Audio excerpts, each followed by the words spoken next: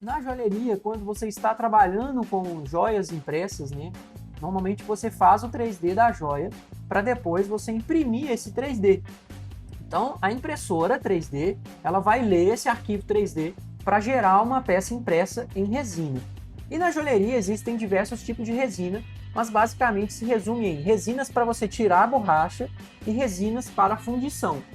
A resina para você tirar a borracha é uma resina que vai sair a resina da impressora e você vai pegar essa resina e fabricar o seu molde em silicone, a borracha mesmo, né? Na joalheria.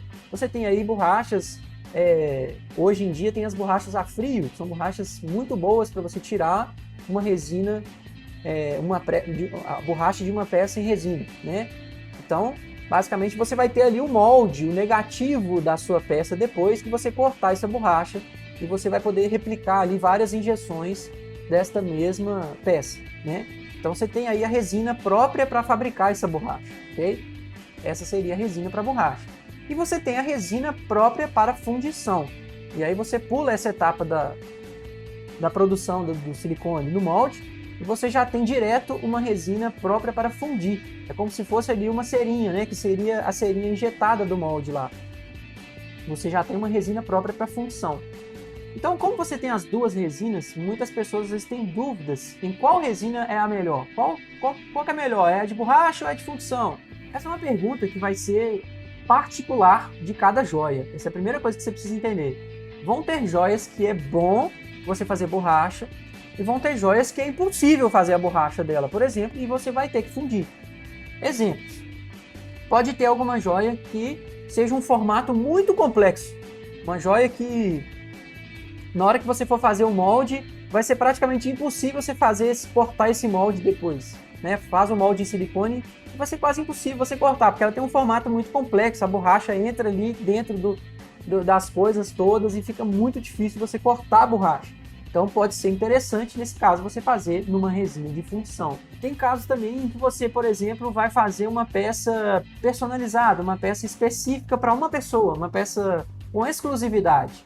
Talvez nesse caso seja melhor você fazer uma resina de fundição. Afinal de contas, para que você vai fazer o molde se você vai fazer uma peça só, certo? Você vai fazer ali uma aliança para um casamento específico, personalizado para aquele casamento.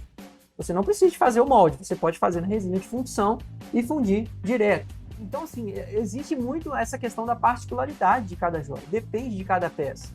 Tem peças, por exemplo, que você faz, sei lá, um anel e nesse anel tem um determinado topinho lá no anel, tem um topo lá, um chatãozinho, por exemplo. Pode ser interessante, no caso dessa peça, você imprimir o aro separado do topo e fazer 2 moldes em silicone. Aí você pensa, pô, mas eu vou gastar 2 moldes? Sim, por quê? Porque talvez aquele chatãozinho pode ser que você use em outra peça, pode ser que você use para fazer um brinco, conjunto do próprio anel. Talvez pode ser também por uma questão de qualidade.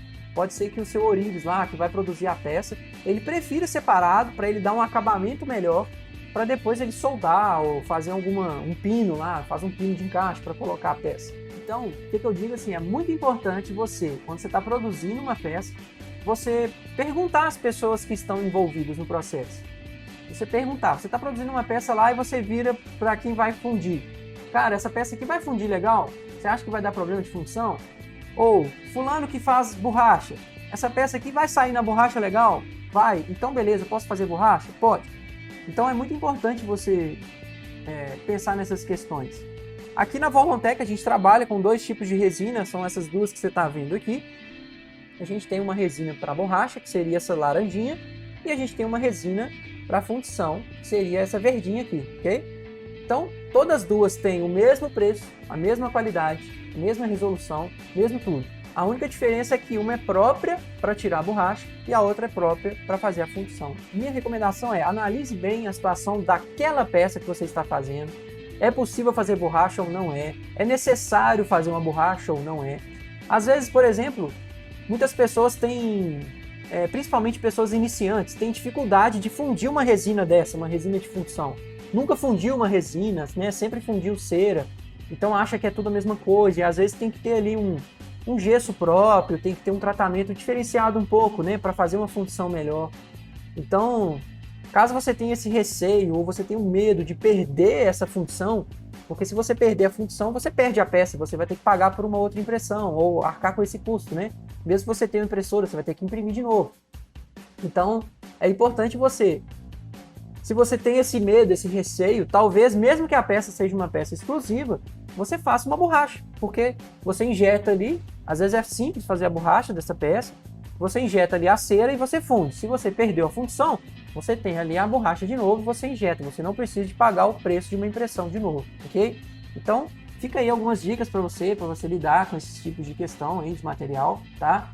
Nós aqui trabalhamos com o Envisiontech, são umas resinas com bastante qualidade, né? É conhecido por ter bastante qualidade, mas resinas, existem diversas resinas para joalheria, beleza?